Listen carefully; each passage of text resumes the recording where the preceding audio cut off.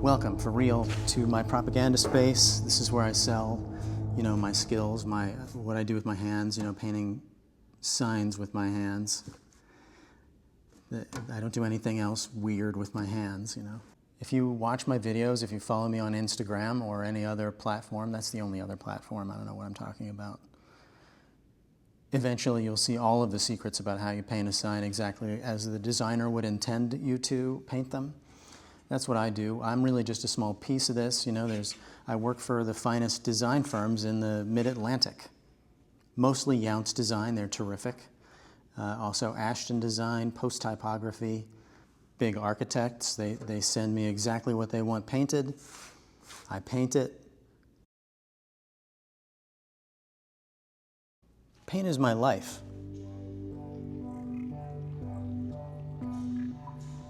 It really is. And brushes, Paint, brushes, caffeine. There's really not a lot to it. There's a few other things, a few things that might come in, ahead of paint, beneath brushes. Caffeine is towards the top. Anyhow, I've gotten distracted. Maybe I'll just shut up and you can watch some of the slow-mos and the action. Watch some action. It's painty action and it's extreme. So brace yourself.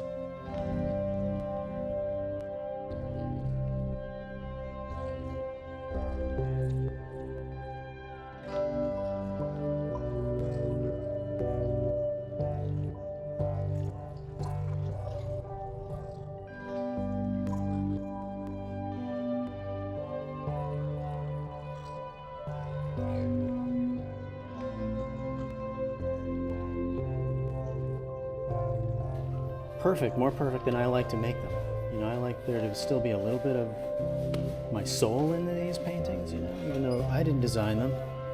Expertly designed by Younts Design. I sometimes think if you see flaws, you might like them more.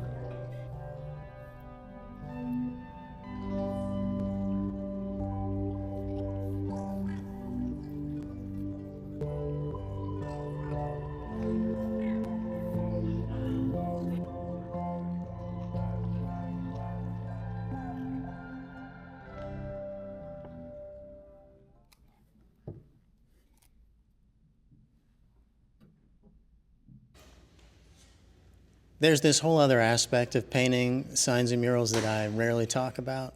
Well, actually, I talk about it quite a bit on Instagram, where I consider the sheen of the paint, the shininess, and to really appreciate it, you have to see it from different angles. You have to kind of walk past, walk around, look at it from different angles, and the way that it applies in this job site specifically is that with this dark blue, the darkest blue here, the shinier the paint is, the more you're going to see the brush strokes. And the difference between what you did with a brush and what you did with a roller, sometimes you can see a line there. You can see right where you stopped working with the brush and where you started rolling. It turns out that this blue here, I can touch it up and you don't really see it. You don't see the touch-ups. You might see some areas where I dabbed on. I had some drips from above, and so I dabbed on some of that blue. And that's fine, it works great. But with this darker blue, you can see like every brush stroke that I made on it. So the last step that I want to do to this is to roll it out again. So I've cut with a tiny brush, and I've cut with a 1-inch Worcester sash brush around all of the shapes, and now I'm waiting for that to dry so that I can roll one final coat of the color on and leave it perfect. An interesting story about that is that I have done some house painting. I've worked with high-end house painters, and one of the things that they consider the most challenging is sometimes they are tasked with painting an entryway in a fine house with very glossy paint. That's a specific look. And to get it right, they will call in all of their helpers. they'll get a team of like 3 painters so that they can cut and roll that color, the final coats of it anyhow, all together. Was that clear? When they put the final coats of that glossy paint into the entryway of a nice house, they'll have one guy, no wait, they might even have 2 guys with brushes cutting in the edges, and then they'll have a 3rd guy following behind them with a roller. So the guy with the roller will wait until his wall has been cut in, and while that paint is still wet, he'll roll right over what the previous painters did with their brush.